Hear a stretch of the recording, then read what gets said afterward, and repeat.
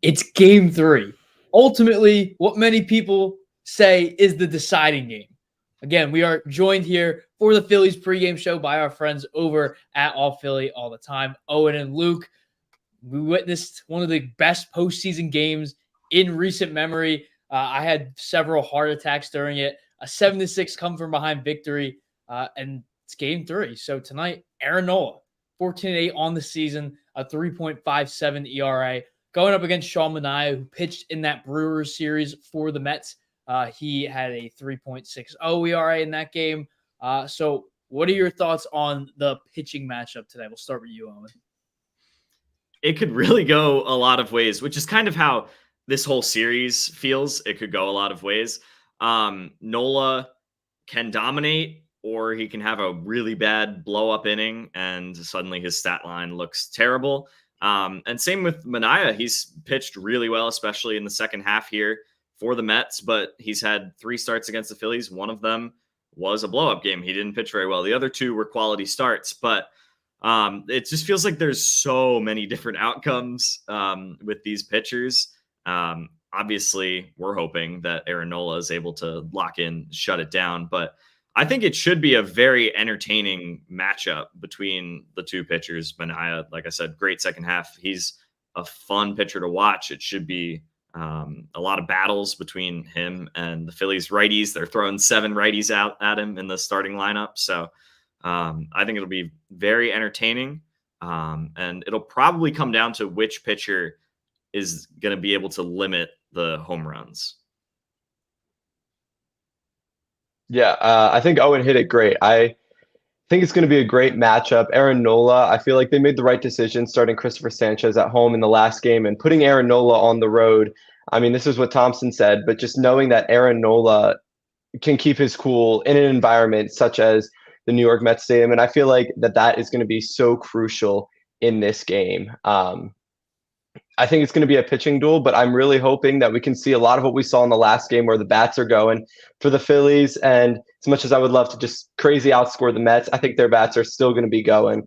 So while it is going to be a bit of a pitching duel, I think we're going to see Aaron Nola maybe let up 2-3 runs, just like Christopher Sanchez did. And I just hope we end up on top and hit more than they do. And you can never be too sure with Aaron Nola. He's very inconsistent, can have the best game of his career, could also not be that great. But for the Mets today, Jesse Winker's getting the start at DH. No JD Martinez today. You look at the career stats against Aaron Nola. They have Tyrone Taylor starting in center field. And he's batting 4 for 10 career. Starling Marte versus Aaron Nola, 11 for 31. Jose Iglesias is 4 for 9. Pete Alonso's 16 of 50. So everybody except for Lindor has done well against Nola in their careers. For the Phillies, we were discussing whether or not we would see Bryson Stott in the lineup. He is not in the starting lineup. Edmundo Sosa is getting the start at second. Austin Hayes is starting in left field for the Phillies today. Rob Thompson did say, however, that once Manaea comes out of the game, if it is a righty, Bryson Stott and Brandon Marsh will be in. So I want to know, do you agree with the benching of Bryson Stott for the start of this game? Yeah, I don't think we can let the triple in game 2 was obviously electric.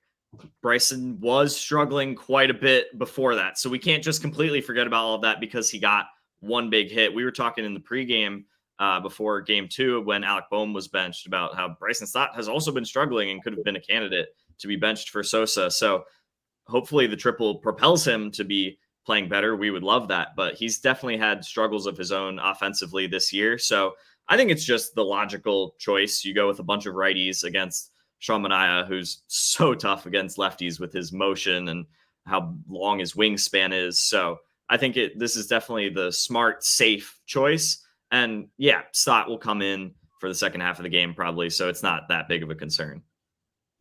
Personally, Owen, I actually disagree with you. I think that I don't think this is the right move. I understand it. I understand the thought process behind it. You want that righty-lefty matchup as opposed to that lefty-lefty matchup. And so I get that part of it. But I do think that what we saw from last game, especially, I mean, yeah, Stott started to hit a little bit in that last game. And despite his struggles, I think that may be what propels him into some sort of hitting streak here throughout the playoffs. And on top of that, I think defensively, while Sosa has been solid defensively throughout pretty much the whole season, you saw what happened in that last game. And now they were two hard plays, but they were also two plays that could have been made. And you can make the argument that Stott is making those plays. You saw that leaping line drive catch. Like the range on that Stott has there is amazing. And so I think that I get where, Rob Thompson made this decision. I get the thinking behind it. But personally, I would have loved to see Stott start this game. I am so down the middle on this because I get the reasoning. I do get it. Edmundo Sosa's a righty going up against a lefty. He has good career stats against Manaea, but I'm all about the hot hand. So I think Bryson Stott should have gotten the start because eventually you're most likely going to see at least one righty in this game. And Sosa did not look good in that game two when he was in for those two at-bats. He was swinging at a lot of outside pitches, something Rob Thompson said that he wants to cut down on the chasing. And Mundo Sosa did a lot of that. He's one of the highest chaser. He has one of the highest chase rates on the entire team. So I'm with Luke there. I think that Bryson Stott should have gotten the start today, but go to the keys to the game now. We'll start with you, Luke. You said that Nick Castellanos, is he the true key? Is he the X factor of this team? The way that we saw the team get started last night, you almost have to say that he is. Obviously, we saw Bryce start off the hitting with that absolute bomb. And I think that was such a great thing to get things rolling. I think that's what we expect from Bryce. We expect to see that hit, that home run from Bryce Harper. And then to watch Nick Castellanos, somebody who finished the season super hot with hitting, but also not the same person that we are expecting to, put this hitting cycle on his back, put this domino effect on his back, also go yard right after Bryce Harper. That back-to-back, I think that is what really solidified that cascade of hitting, not just Bryce Harper's bomb, but the back-to-back of Nick Castellanos.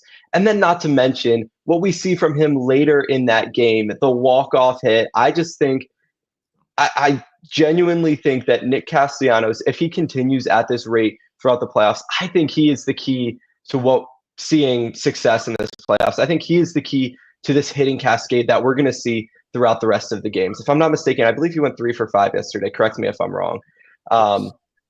But I just think that right there, I think he is the key. I think they have so much energy behind him and what he did in that game too. And Philly loves Liam. Let's just talk about his son for a second. Philly loves Liam. Liam is Philly. And so I think that aspect just brings a whole nother, we were talking about yesterday or whatever day that was, 2 days ago. What does Philly need? Mets have their pumpkin. Philly has Liam. And I think that's the key here, that Nick Castellanos is going to be the key to us being successful in the playoffs. And I would add to that the fact that he's hitting behind Bryce Harper in the 4 spot. Clearly, nobody wants to pitch to Bryce, and it's way harder for you to walk Bryce when you know Casty's behind him and he's hitting well. Absolutely. It reminds me of when you had Rhys Hoskins, but then you have you walk Bryce Harper. Well, you got Rhys Hoskins right behind him, who's red hot at times, and you saw it in the playoffs a couple years ago. So Castellanos is taking over that kind of Rhys Hoskins-esque role where he's behind Bryce Harper. So what are you going to do? You really don't know what teams are going to do. Owen, you said your main key is Aaron Nola. Yeah, my favorite Philly. I want him to perform so badly today.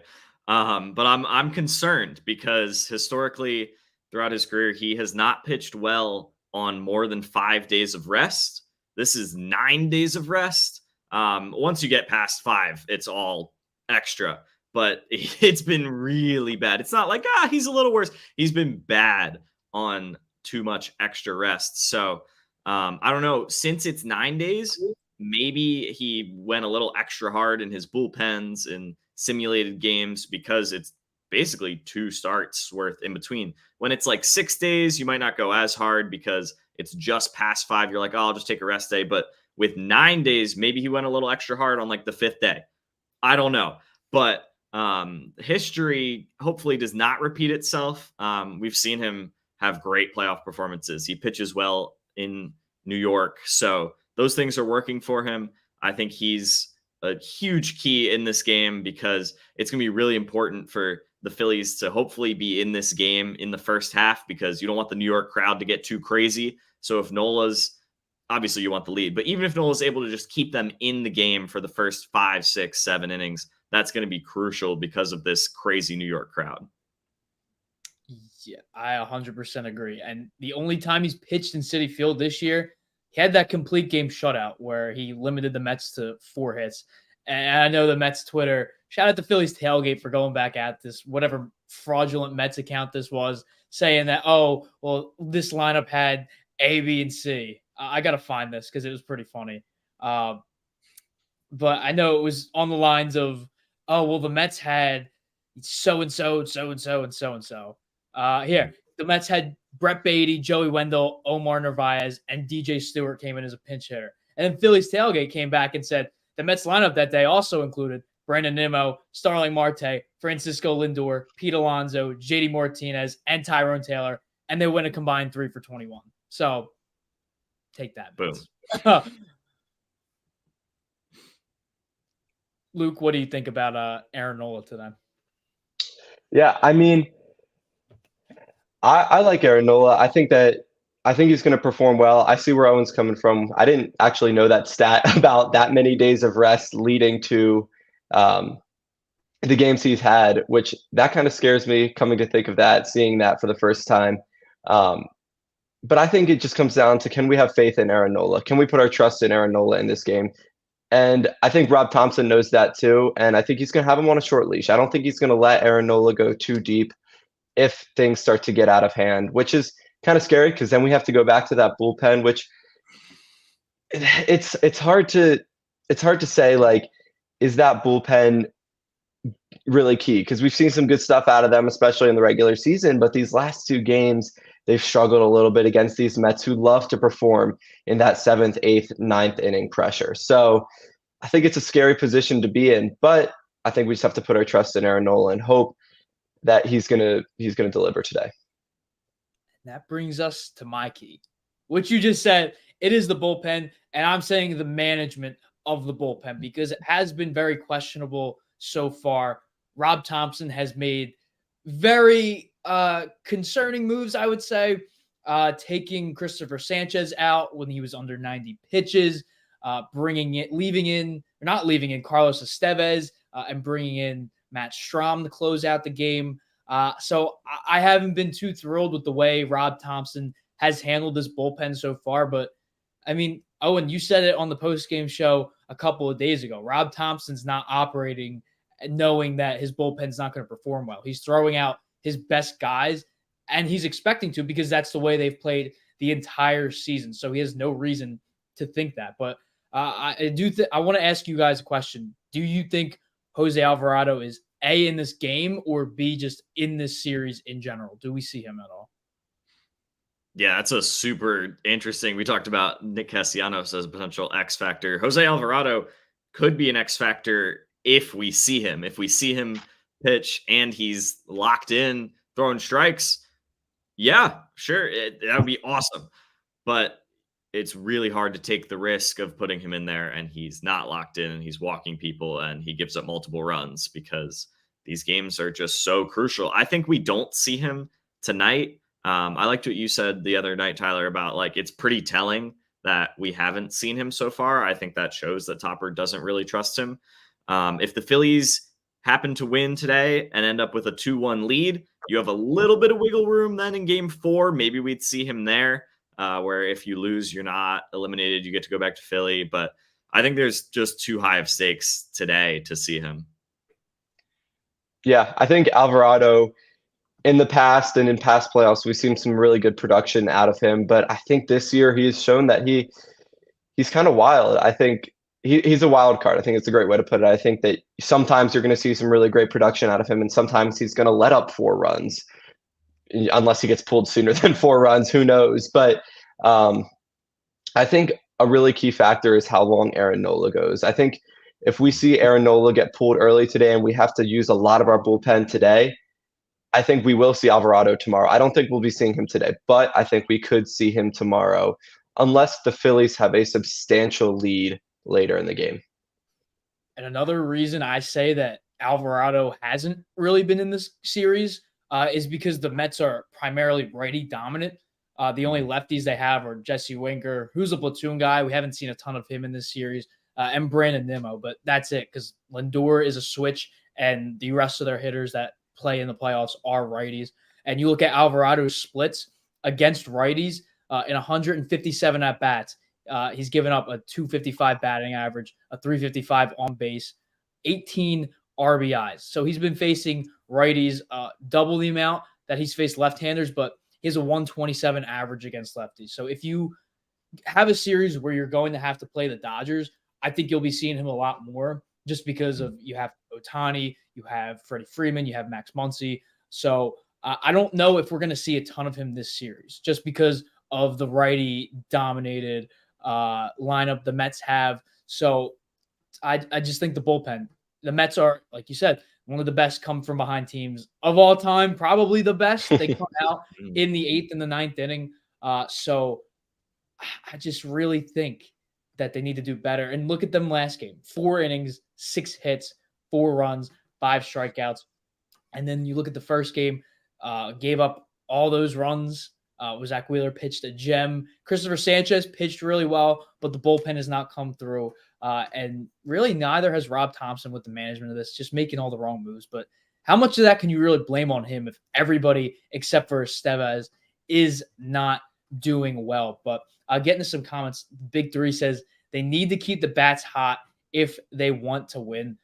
That obviously the main key. You saw it in game 1. You can have the starting pitching, but if you don't have the bats, you don't stand a chance. And you look at last game where you have the starting pitching and you don't have you have the hits, but you don't have the bullpen, you still can get away with it if you have the bats going. So what do you guys think about the hitting tonight? Yeah, our starting pitching has been super stable and consistent. The offense has been up and down, comes and goes. So if they're hitting, you can, especially with Aaron Nola, like you can at least count on a decent performance. I mean, we saw that he could have a bad start after his long rest, but I think that generally in the playoffs, we've been able to count on Aaron Nola to at least give a decent effort. So we would love to have the bats get going. And I think we've said this on another show where if we get into a shootout with the Mets, we trust the Phillies offense in that type of a game. We would rather both teams be hitting than both teams not be hitting because it feels like the Mets are just going to end up getting that clutch hit in the 8th or 9th inning and then the Phillies lose. But if both teams are hitting, I like our guys to be able to have more firepower than the Mets. Yeah, I think I agree with Owen with that. I take our guys, every day. I think we have a stacked lineup, and I think that's what the strong part of this Phillies team is. We have some great starting pitchers.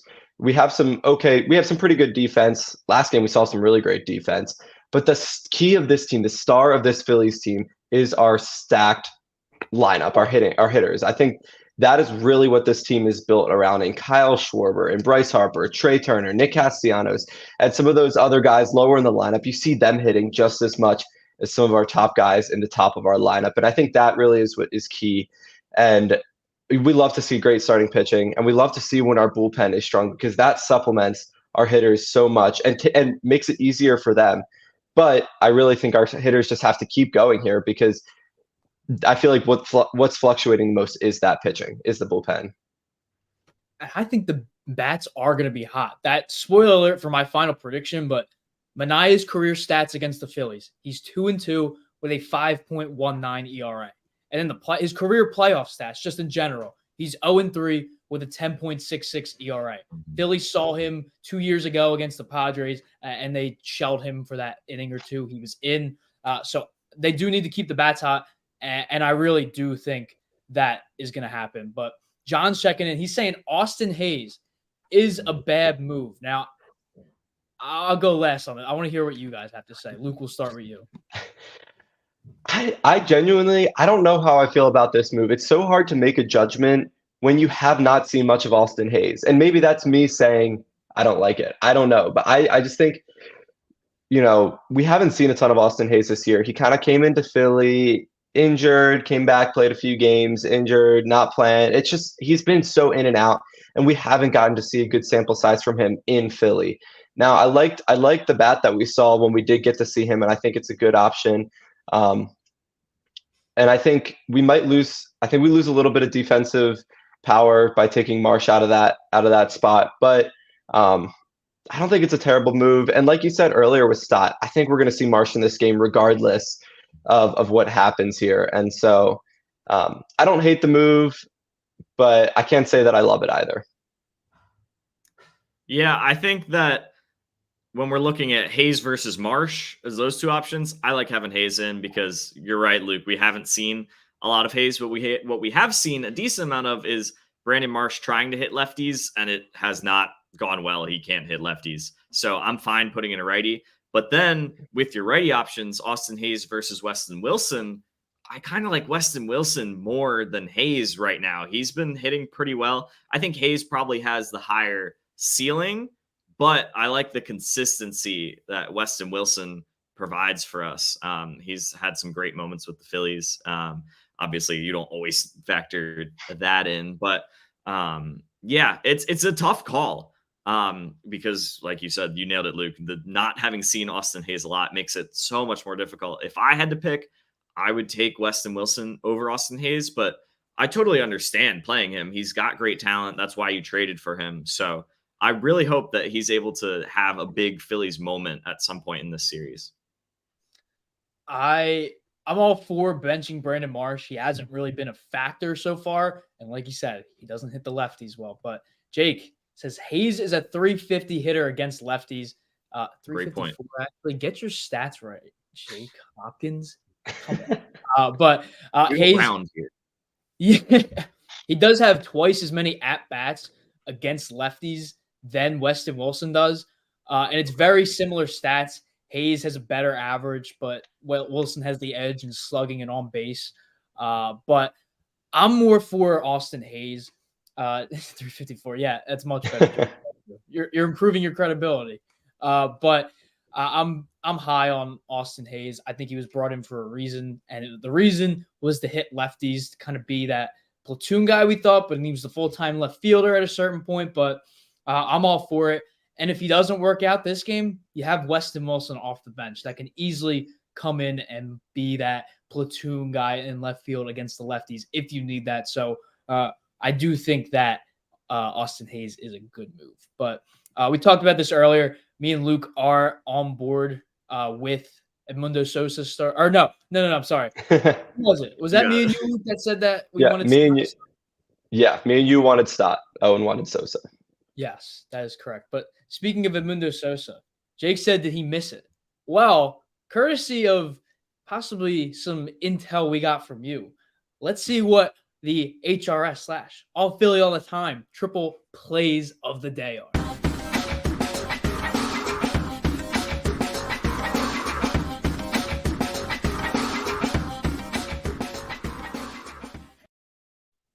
And let's see.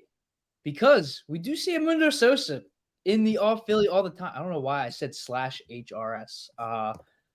Get rid of that. But walk me through what the parlay is. Why is it cooked like this? Is it medium rare? Is it rare? Or is it well done? You guys got to tell me. Yeah, shout out to Jake. We're taking his word with the Edmundo Sosa versus Sean Manaea stats. And hopefully Sean Manaea in this game has that Padres appearance in the back of his head, remembering what the Phillies did to him. And hopefully that messes with him a little bit. But yeah, we have Francisco Lindor to hit a home run plus 350.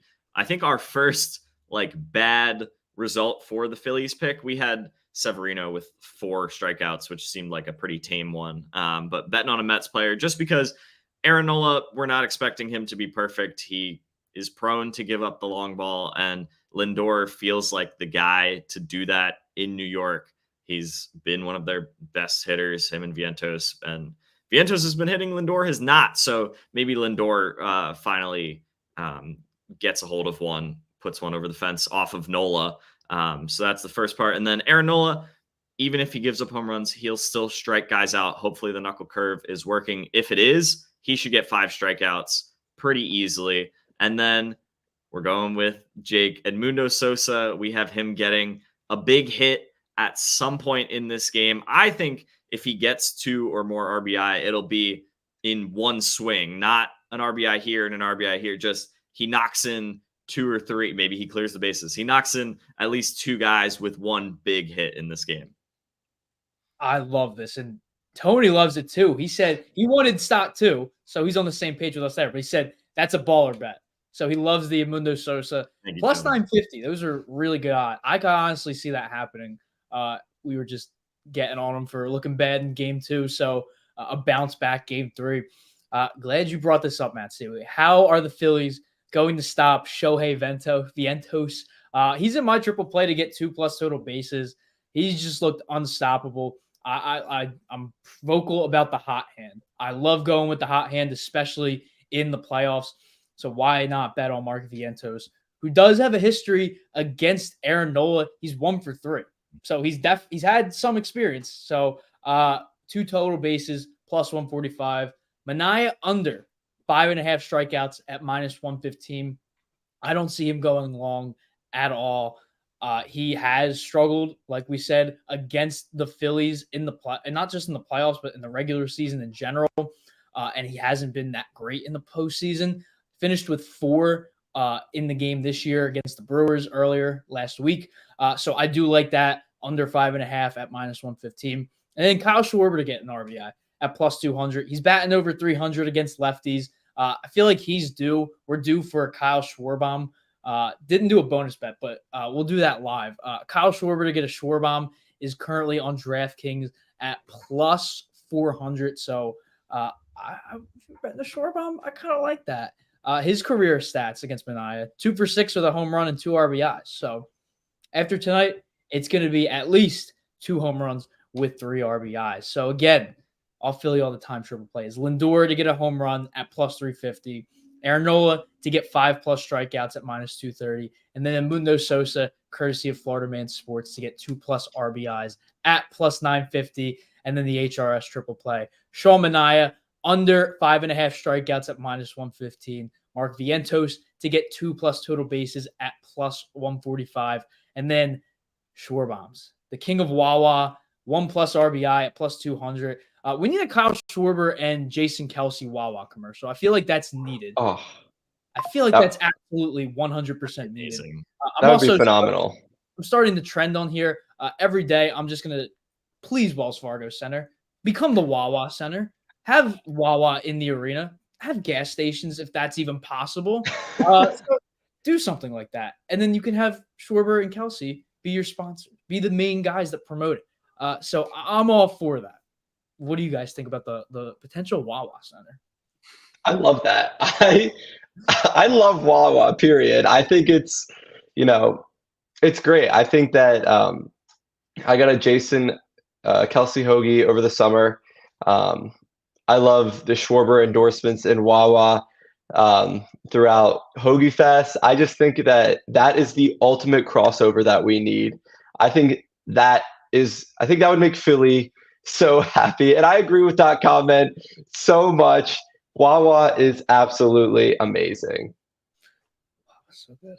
Did you see Bryce Harper got fined for wearing the Wawa gear? Did he really? Yeah, he did. I don't know why. And I think he'll be willing to pay that fine 10 times out of 10. As would anybody. Wawa is just phenomenal. The best thing to ever grace God's green earth. Yeah. So you can slap an advertising patch on the sleeve, and that's the paid marketing, but you can't advertise for free. That's insane. No.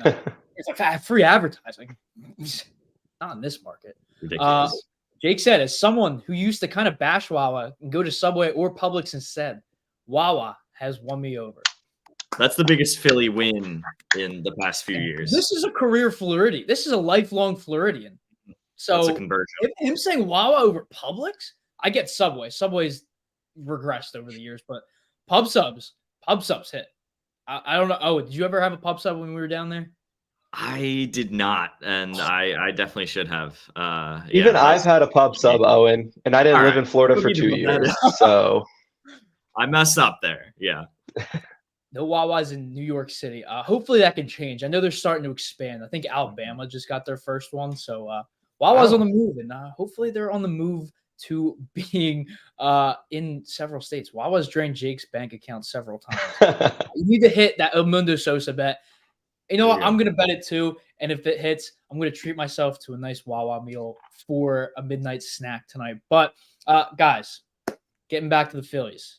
Final predictions on the game. Owen, we'll start with you.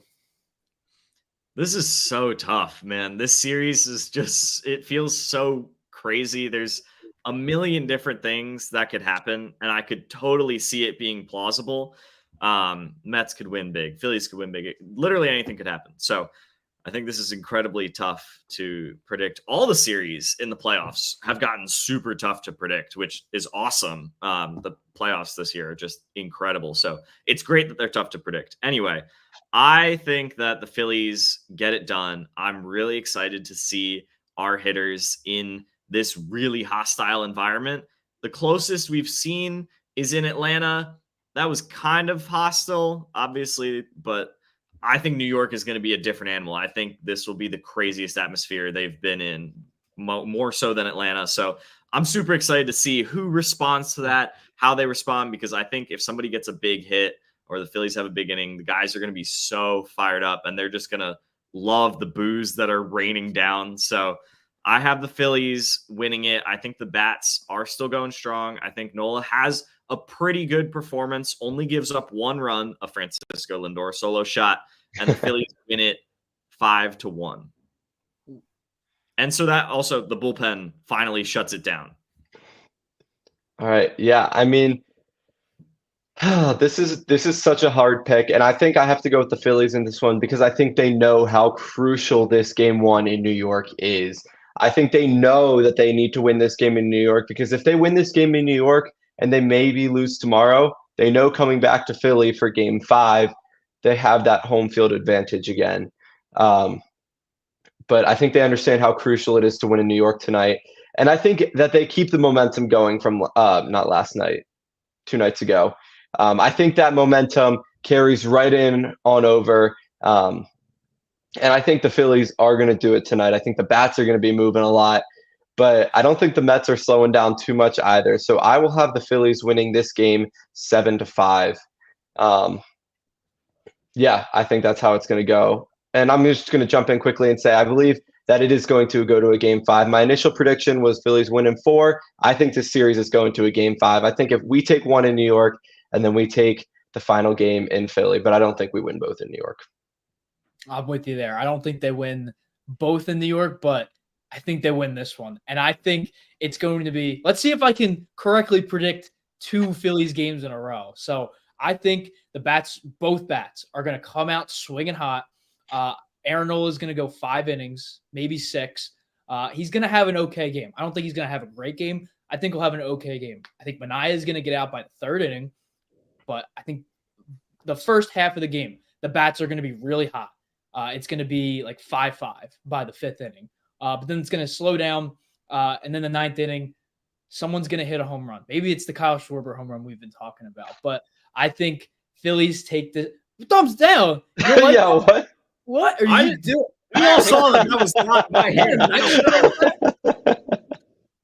That's not a good sign, man.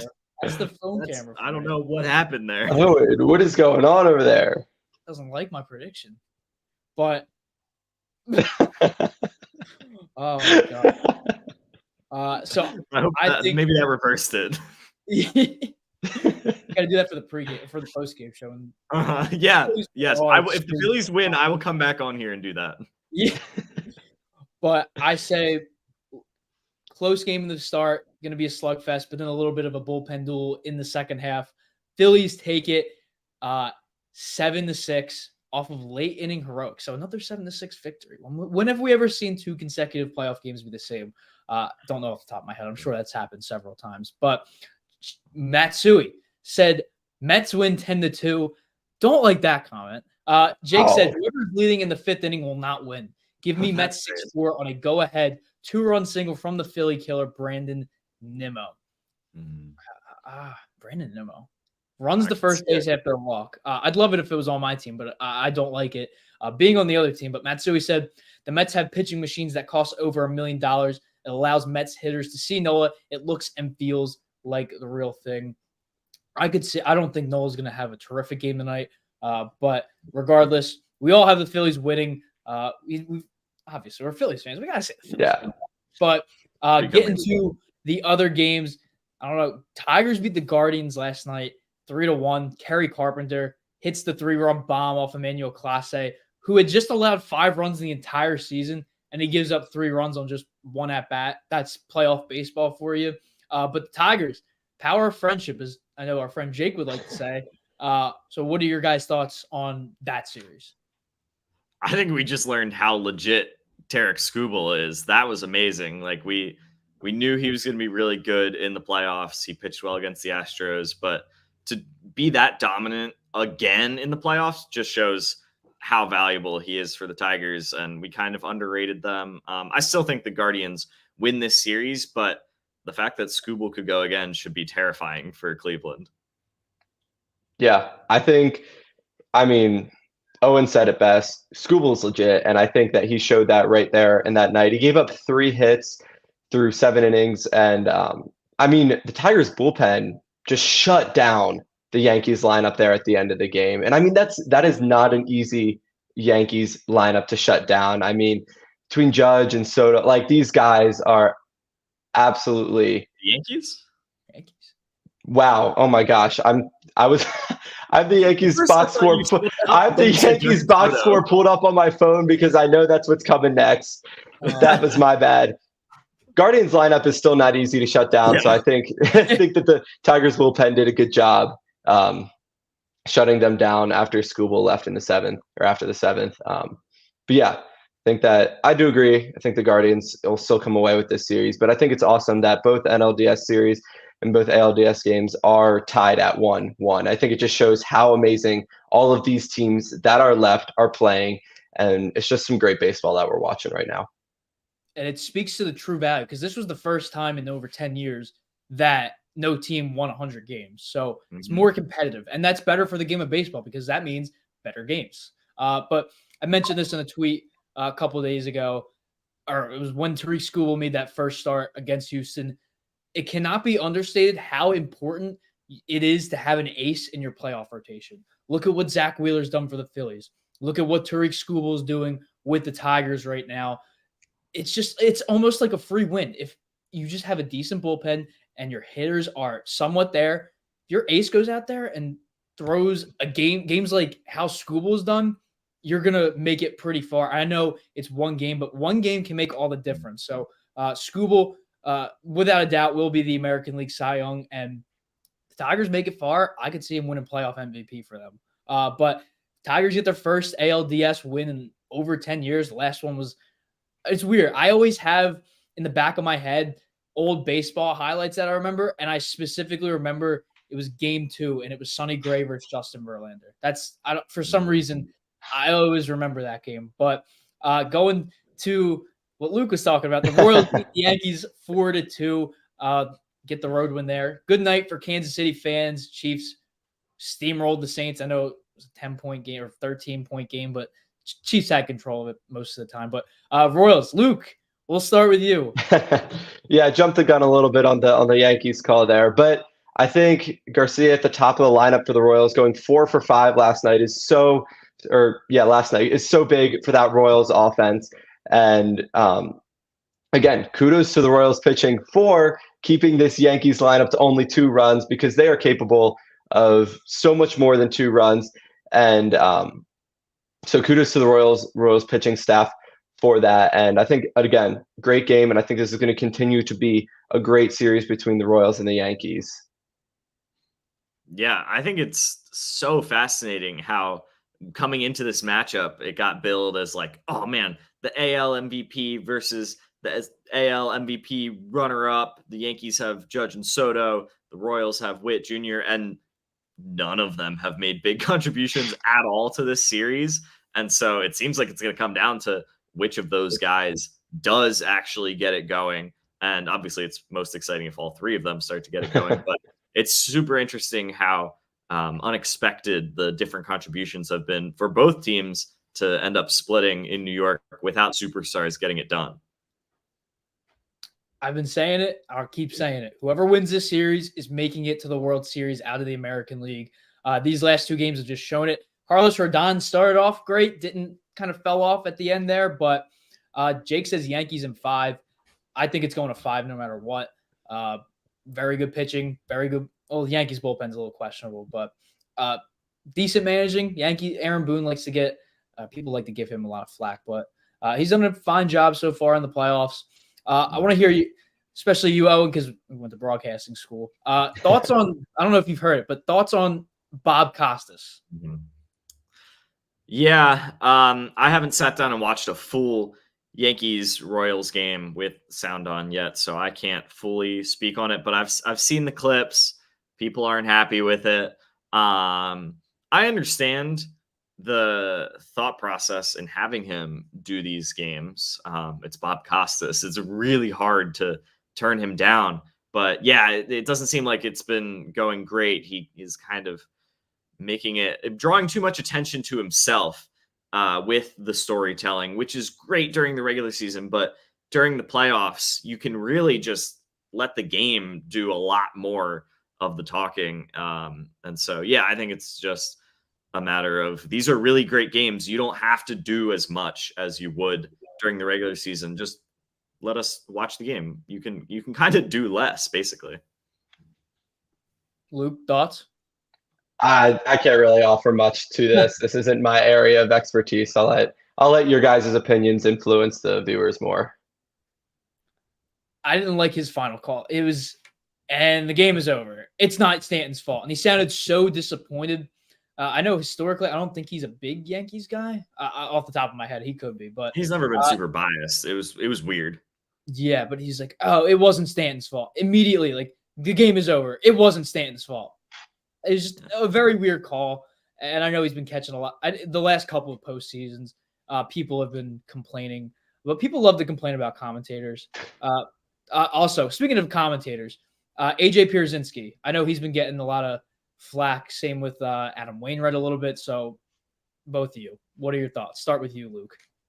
Yeah, I mean, I guess there's just a bias of it that I'm a Phillies fan. And to hear somebody talking on these games who, maybe trying to brush it under the rug a little bit, but is evidently not for the Phillies. And you can just tell in the way that he talks about things. And so, I mean, obviously it annoys me to listen to it, but, what am I going to do? If I watch the Phillies win, I don't care what he has to say. So.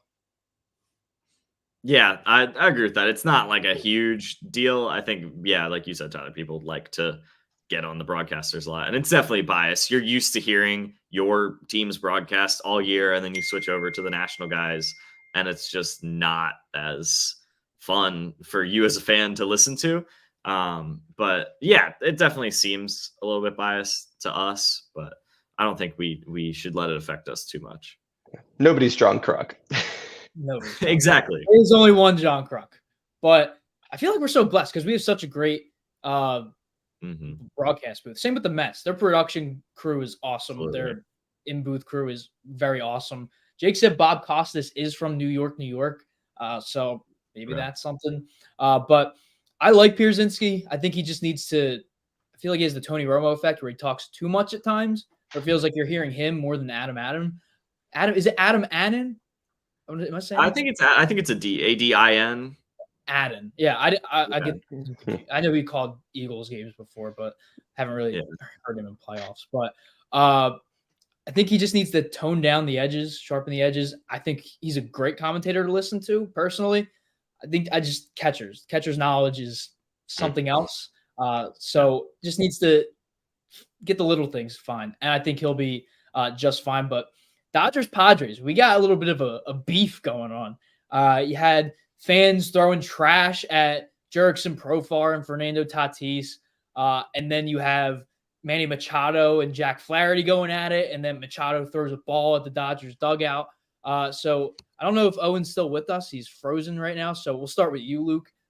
Thoughts on this series so far? Yeah, I mean, it's been one of the most entertaining series that we've gotten to see. Um, it's been absolutely electric to watch, and I think that the little chippiness is just that is what the playoffs is. I think the playoffs is a chippy time, especially when you got rivals going at each other. You got those California teams and the Dodgers and the Padres.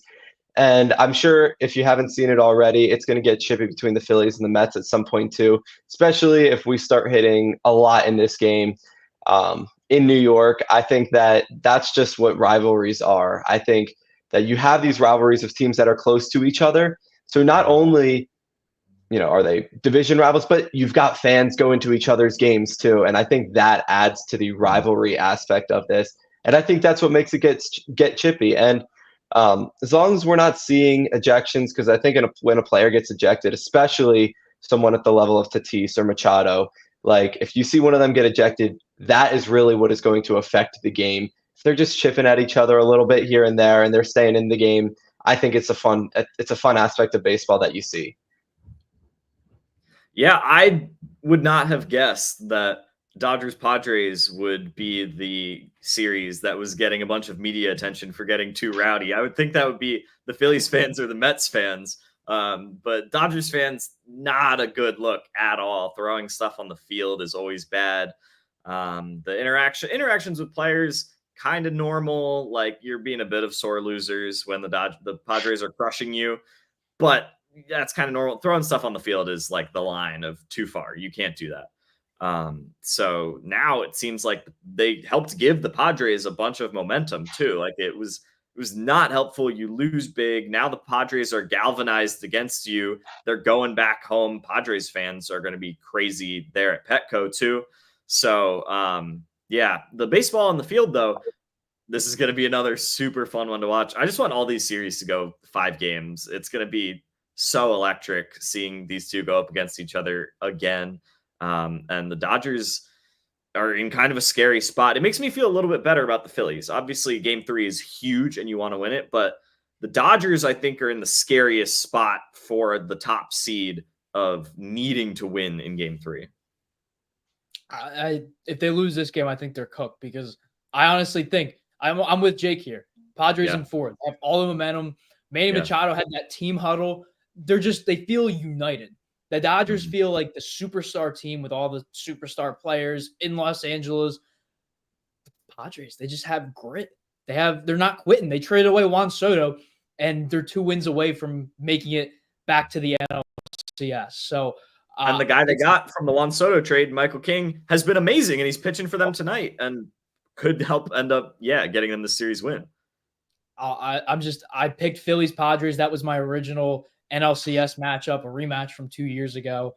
So I'm very excited for this game. I don't like watching the other games in full while the Phillies are still in it, just because there's only so much baseball you can just sit down and watch, and especially after being stressed for 2.5, 3 hours. There's only so much more you can take. But very excited for this game. I'll definitely be watching at least a little bit of it, but not just Philly moments of the night. Stick with baseball real quick. We'll get to the big news out of football, but the Rockies did extend their manager, Bud Black. He's been their longest tenure coach. He's been with them for a while. They have back-to-back 100-loss seasons, and they still extended him. I don't know if Connor's still watching, but Connor, if you're watching, thoughts on the Rockies. But want to hear you guys. Bud Black. I know I'm personally not a fan of him. I think Rockies ownership just wants to lose for some reason. So I want to hear your guys' thoughts. Yeah, he's sneaky been one of the longest tenured managers. He's been there for a long time. Yeah, Connor, that makes sense. Yeah. The Rockies, it just seems like apathy that they keep Bud Black around. It's like, well, I don't know. We might as well keep him. It's just there's no real ambition. Like Jake, yeah, exactly. It's not like you're gonna get much better adding a great manager. So just keep Bud Black around and just keep rolling with him. They'll extend their manager, but they won't extend their good players. The Rockies are just such a weird organization, and I'm glad I'm not a fan of theirs. Yeah, I mean, I don't know a lot about Bud Black, but you can tell just by when an organization has two back-to-back 100 plus loss seasons, that says enough. I think there needs to be a change in management. I think you see it all over sports. You see teams that have big losing seasons make a change in management. And yeah, I get what Jake said, that it's hard to win with that Rockies roster, especially now that they just lost Charlie. Like, I don't I don't think it's a great move. I think you just need to almost press the complete reset button here. New management, make some big changes in the offseason in terms of their roster. But yeah, I can't say I fully agree with this move, but also I'm glad I'm not a Rockies fan. I think this is what I propose we do. I love the Rockies colors. I love Coors Field. So we get a Wawa sponsorship and we use that money to buy the Colorado Rockies. I'm all for it. I'm all for it. But Perfect. The big news out of today, NFL, very shocking. We got our first firing of a head coach. And no, it wasn't Zach Taylor. It wasn't Nick Sirianni. It wasn't Doug Peterson. It was Robert Saleh of the 2-3 Jets. So, Luke, we'll start with you. Initial thoughts to hearing that Saleh was fired. I was shocked when I saw that notification come in today. I like, I mean, yeah, the Jets aren't living up to their expectation. We're seeing Aaron Rodgers struggle a little bit after 3 interceptions this past Sunday. Or was that Monday night? I think that was Monday night. That was the London game. Oh yeah, Sunday. That's right. And I mean, maybe it's the right move. I think it's going to take a few weeks here to figure it out. It's always risky firing a coach mid-season, especially in a team that has a veteran quarterback in Aaron Rodgers, has some good defensive players, has some good offensive assets, and I think it's going to be a tough thing to come around. I don't know if he was the problem. I don't know if Aaron Rodgers was the problem. It's hard to say that Aaron Rodgers is a problem because of what we've seen out of him in the past. But clearly he's not playing like he used to this season with the Jets. I mean, he's coming off of an injury, so maybe it's hard to, come back to what he was. But I don't know. Was moving away from Saleh the right move, or do they maybe need to part ways with Aaron Rodgers in the future? I don't really know. I think we need to see the rest of this season play out. But yeah, I was shocked by this news. And I don't know if I agree with it. I think it's going to take a few weeks to see if this was the right move.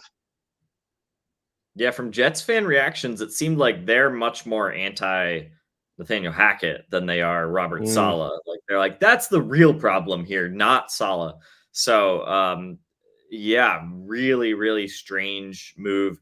I'm sure Aaron Rodgers had something to do with it, like we've been speculating.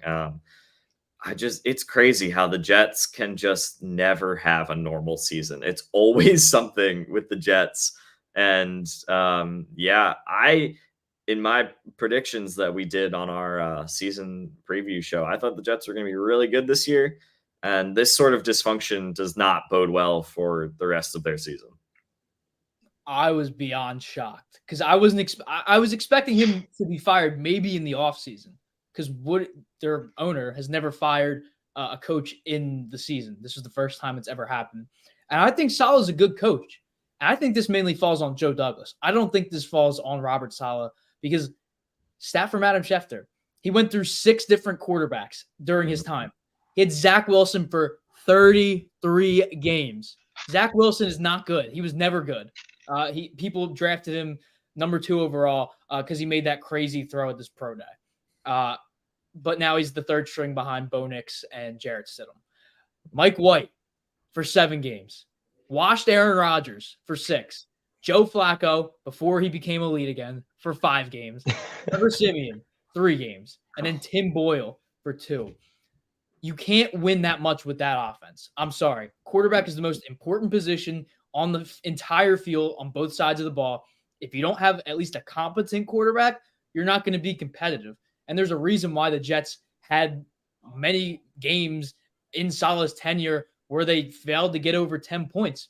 It's because you have Zach Wilson, Tim Boyle for most of those starts. Like, I don't get what they expected throwing out Zach Wilson. And oh yeah, we have Garrett Wilson. Well, who else do you have? Alan Lazard. But he's mainly here for Rodgers, but Rodgers is out for the year. So I think this mainly falls on Joe Douglas. But apparently Woody Johnson said that this was in no way Aaron Rodgers had no say in this, which is a little bit interesting. Don't know if I believe that all that much because they based that team around Aaron Rodgers. And they've been linked to Devontae Adams, which I think is going to happen. Teams always win a game after they fire their coach. So hammer the Jets money line against the Bills coming up on Monday Night Football. Their defensive coordinator Ulrich is taking over for the rest of the season. I was hoping that it wasn't going to be Nathaniel Hackett, but I really hate this move. But I was talking to my friend Dan on earlier. What happens if Bill Belichick is coaching the Jets with Aaron Rodgers? I feel like that would be a crazy thing. I don't think it's going to happen, but it's a thought. It's a thought. It could happen. He's a free agent. I don't think it would happen now. I think that would be more of an off-season thing. And who knows if Aaron Rodgers is even going to be still playing by then. But going else to another AFC East team, Jacoby Brissett has been benched. Drake May is getting his first career start against the Texans. So thoughts on Jacoby Brissett so far and the Patriots' decision to go with their first-round pick? This was pretty inevitable. We knew that it would play out like this. At some point, it was just when do they bench Brissett and how do they move forward with it? So they went pretty early on, I would say, for my expectations. Brissett didn't even make it halfway through the year. They throw May in against a pretty good team in the Texans. So I would have thought they maybe put him in against an easier opponent, but sure, throw him right into the fire. It makes sense that they did it after a loss to a weak Dolphins team. You have a reason. It's like, we lost, Brissett didn't play well. All right, let's bench him. You're not going to bench him after you win a game and he plays well or anything like that. So I guess it makes sense. The timing of it, you have a reason that you could make this switch that everyone knew you were going to make eventually. And now we all get to see Drake May's probably going to play bad and everybody's going to be like, oh, he sucks. And we won't give him any time or patience at all. Yeah, I think a lot of times with, rookie quarterbacks, it's always good to see them sit behind someone for a little while. I feel like very rarely does it pan out where rookie quarterbacks tend to be super good. And I think we've seen that happen, a few times over the last couple of years. I mean, Joe Burrow in his rookie season, great. Jaden Daniels now. Jaden Daniels right now is a great example. CJ Stroud last year performed well, but I think there's also a lot of scenarios in which you don't see rookie quarterbacks do well. And I think, sometimes we see the best out of them when they sit behind someone else for a little bit. And did they pull Drake May out too early? I think maybe they pulled him out a little early, but only time will tell. I mean, like Owen said, it was inevitable. Everybody knew it was going to happen. Jacoby Brissett's not a full-time starter. He's just a guy like with the Browns. They started him for most of the season just because Deshaun Watson was suspended. But he's that guy you just rely on. But I love the decision to start Drake May. I guess the Patriots are at least trying to somewhat compete maybe because I think they're going to get more passing in that offense because Brissett is a run-heavy quarterback. Not that he's running the ball. I don't think he's mobile enough or athletic enough to do that. But they rush the ball a lot. When Jacoby Brissett is the quarterback, I mean, that's just been historically a thing no matter what team he's been on. So with May, I don't think it's going to be a ton of passing, but I think you're going to see more of it in the New England offense. So Jalen Polk fantasy stock just went skyrocketed. Of course, I dropped him 2 weeks ago, but it's okay. I got Jalen Tolbert. He's doing pretty well, but I'm excited. First three picks of the draft are going to be starting. Caleb Williams is starting. Jaden Daniels is starting. Now we get to see Drake May and Bo Nix too. So Bo Nix, most of the first round. Is that all of them? Is there another one I'm missing? JJ McCarthy. Yes. Unfortunately. Sam Darnold can take his place. But pregame or postgame, this is the pregame show. We're wrapping this up. Postgame, Tony is going to be joining us for the first time for these playoffs. So make sure you're tuning in. Facebook, YouTube, whether that's on Heat Ratio Sports or All Sports all the time. We're also live on Twitch. Now we are live on X. We are certified on there. So excited to be on there.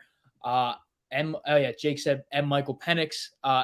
Tony, Speaking of Tony, he says we're going to see him this year. I don't think so. I think Kirk Cousins will be just fine. But post game, 10 minutes after the final, as always, it's going to be an interesting game. We'll see if we're even here. We might be not be able to come on because of heart attacks. We might be in the hospital. Have a good night, everyone. See you at the post game. And as always, we got to end with a Go Phillies.